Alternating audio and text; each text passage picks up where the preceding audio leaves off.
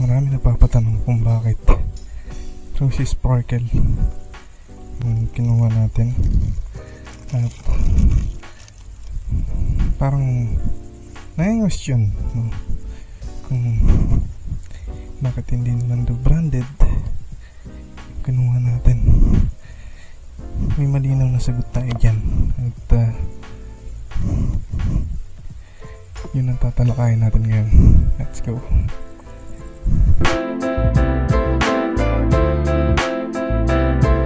Alright, so what's up mga kasagad? This is King of George Motovlog. And today, papasok na naman tayo sa ating trabaho. At kaya nga kanina nang nakita nyo, sinabi ko na bakit Rosy Sparkle, ba't hindi na lang yun ang kunin natin? Kung ang Honda Click na 125, ba't mas pinili natin ang Rosy Sparkle 150i? Bakit?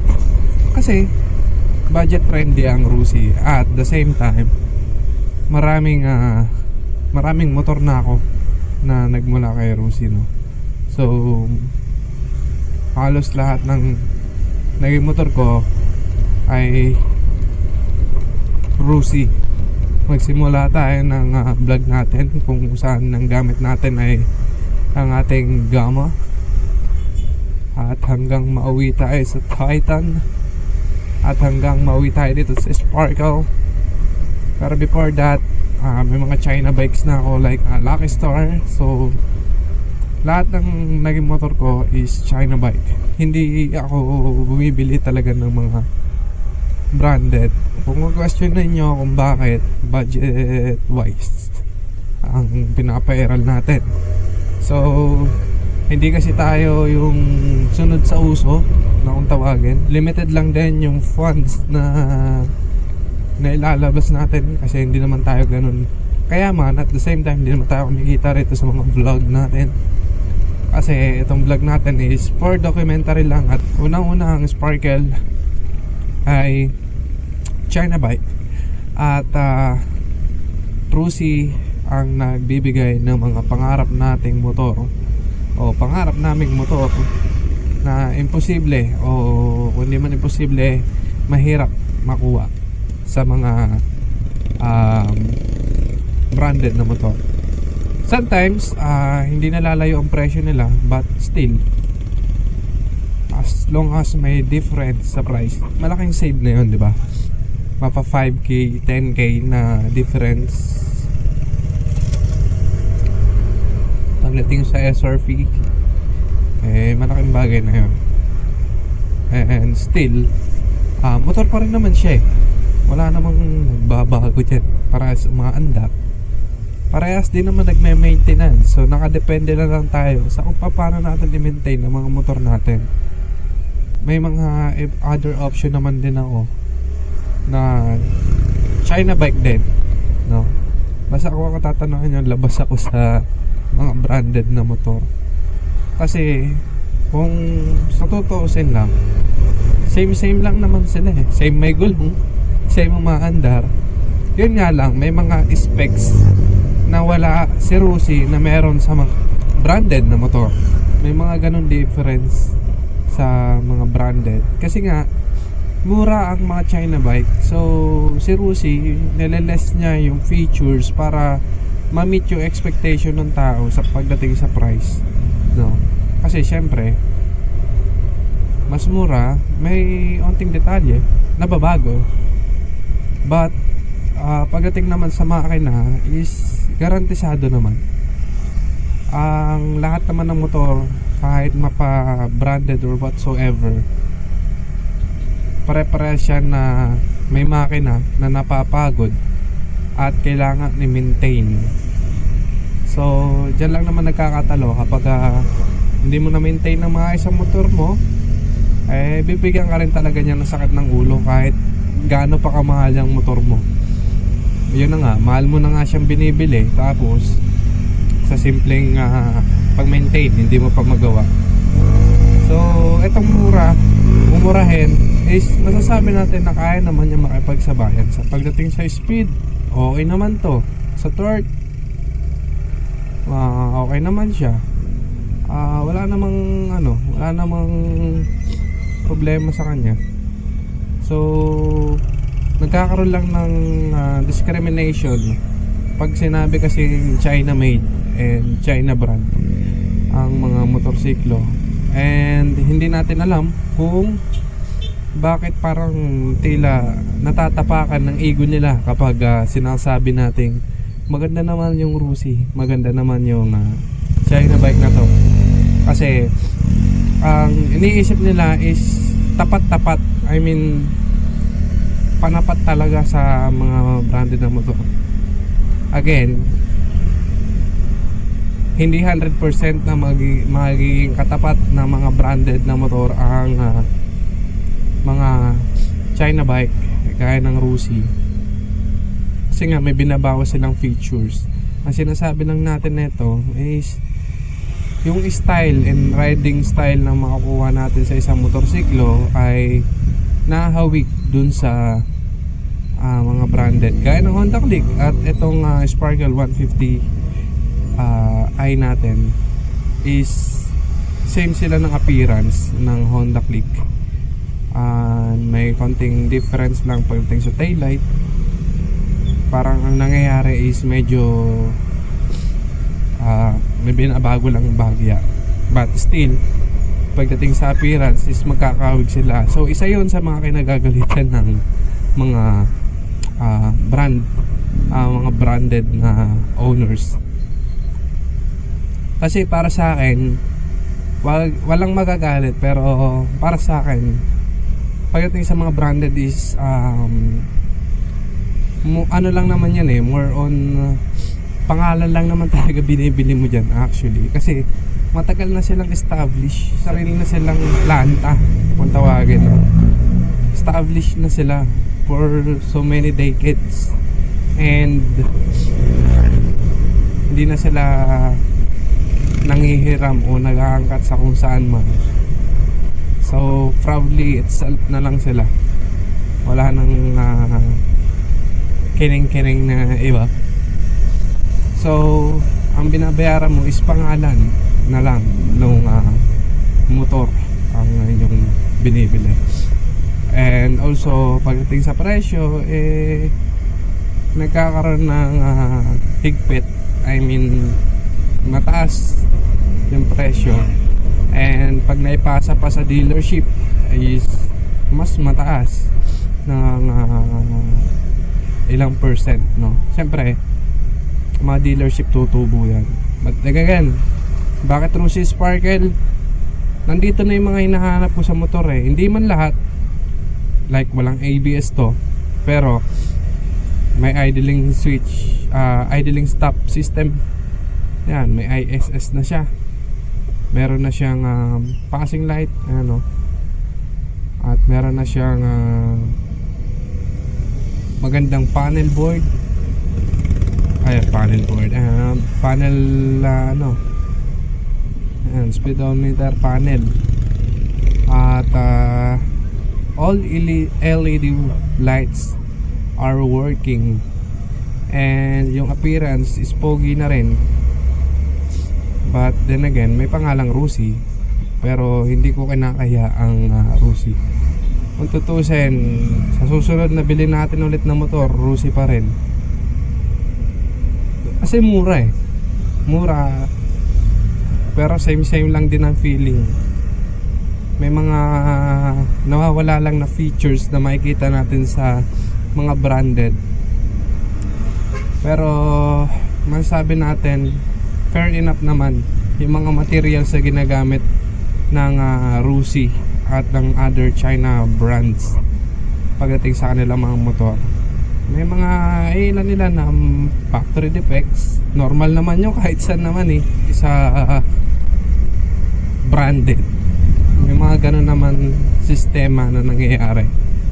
At ito naman ng motor natin is okay siya.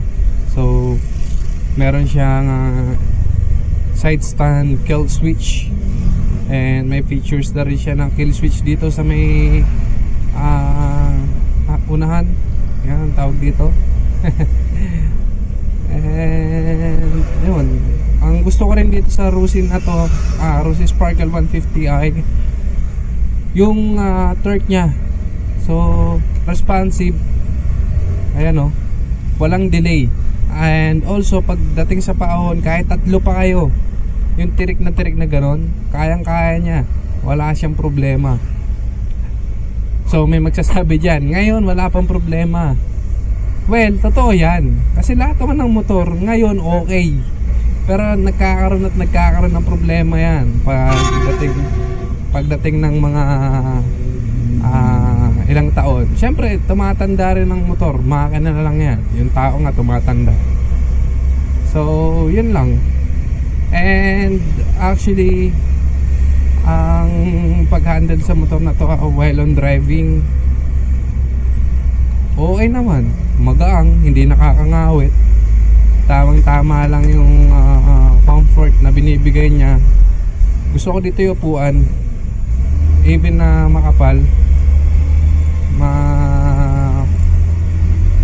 mataas yung upuan niya, kaya medyo tiptoe tayo kasi makapal yung foam. But kapag nagra-rides ka naman napapakinabangan mo siya, ang lambot sa puwet, yung tipong hindi mangingitim yung puwet mo kahit matagal na kang nakaupo kasi malambot, no? So yun. And also crowded na rin kasi yung click, I mean yung mga click kasi syempre over popular na siya, kumbaga sobra na siyang sikat. Marami na kayong magkakamukha, pero hindi naman sisikat yan kung hindi maganda, di ba? Maganda yan, pero maganda rin ang Rusi Sparkle 150i kasi same lang din naman ang feelings eh. Ito Honda Click 150, same lang oh. Pagdating sa tambucho, pagdating sa air cool, no? Ayan. So masasabi natin na ano naman tong motor na to, presentable, no? Para sa mga nakabibili. Siyempre ang bawat piso ay mahalaga, kaya kung ano lang ang kaya ng bulsa, yun lang. Hindi naman na tayo naghahangad ng kung ano pa man. Importante meron kang motor na masasakyan, nagagawa mo yung gusto mo. Siyempre ang pagmumotor ay isang libangan ng rider, no? So medyo nakakatakot yung nasa likod natin kasi truck. Pag nagkataon ipit tayo rito. So pagdating sa mga ganito ay medyo alerto tayo, baka masampulan tong bago nating Rusi Sparkle 150.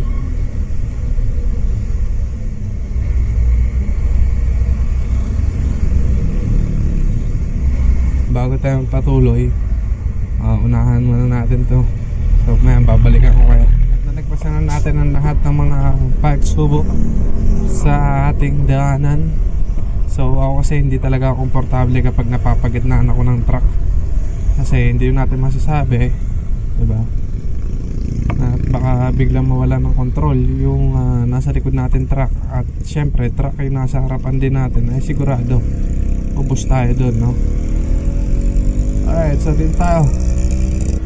Balik tayo dito sa motor. So nagustuhan ko dito sa motor na to, responsive nga siya, no? And also mga braking system niya okay, walang delay sa brakes.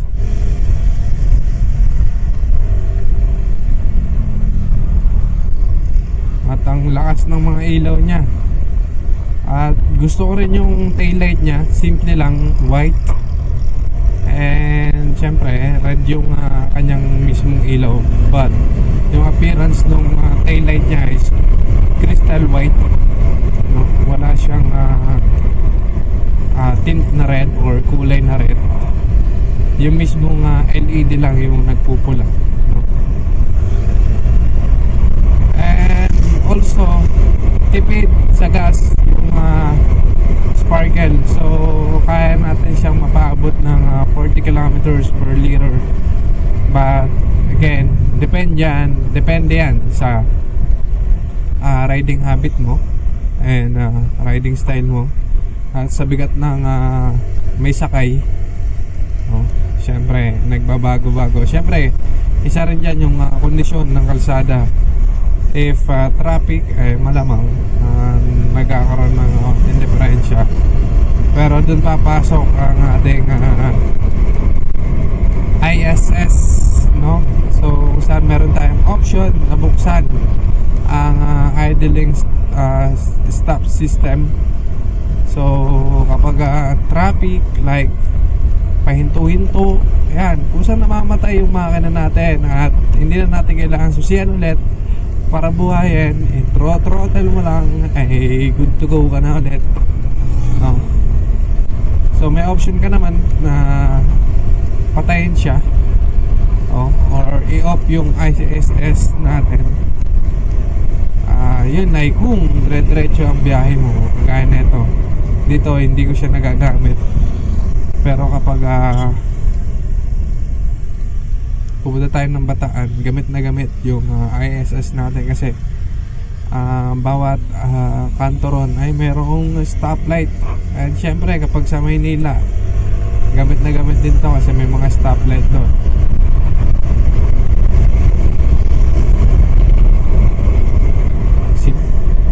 Easy sa ahon.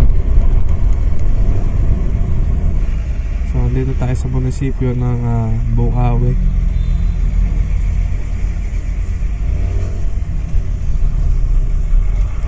Pero huwag natin ipilit ang ating sarili dahil may blind spot ang bawat malalaking sasakyan. Kagaya niyan, ayaw ko pang maging kwento. Ayan ang sinasabi ko.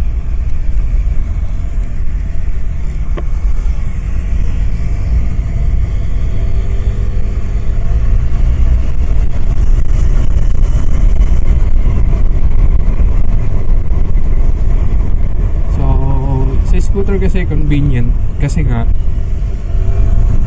hindi ka na cambio, chill ka na lang, kahit mag sound trip ka na lang, tapos rev ka na lang, di ba? Ganun lang naman. Pero goods ang motor na to, budget friendly pa, no? Yung lakas pwede niya rin naman ibigay sa'yo. Hindi man kasing lakas ng mga ibang motor, pero enough na para buhatin ka ng motor papunta sa yung destinasyon na mas convenient compare naman sa nagko-commute ka. So yun, overall appearance, ang nagustuhan ko sa kanya, appearance, yung mga features niya, FI syempre. At yung mga switches niya, meron na siyang kill switch, center stand kill switch, side stand kill switch, ISS, passing lights. Yan, na kadalasan nakikita lang natin sa mga branded ay meron na rin si Rusi. Kaya nga nagagalit yung iba. Parang tila ba sila lang ang may karapatan na magkaroon ng ISS at ng mga ganong klaseng switches. Pero again, not to brand war. We're here to enjoy ourselves.